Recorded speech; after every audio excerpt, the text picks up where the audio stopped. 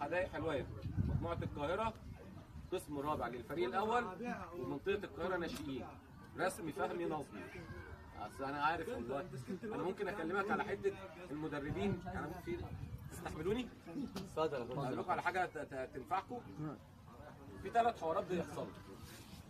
هو في حوارات كتير بس في منهم 3 مشهورين جدا. مدرب بيطلع يقول لك اوعى تدفع فلوس في الكوره وفارد صدره جامد قوي كده وجدع خالص في نفسه. لا، يجي يقول لك ايه؟ انت جامد قوي بس لسه عندك شويه، هتخش فتره معايشه.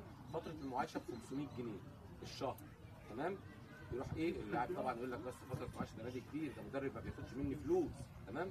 فيدفع 500 في 500 بكام؟ ب 1000 جنيه في 100 لاعب ب 100000 جنيه. هوب يروح مطلع من الدرج بره 15 لاعب يلعبوا معاه له 5 6 سنين، ياخد ال 100000 جنيه يصرفها على اللعبه دي. هو الراجل الشريف الايه الجميل. يا ابني خد فلوس بس خليك محترم واعترف ان انت بتعمل كده، مش عيب.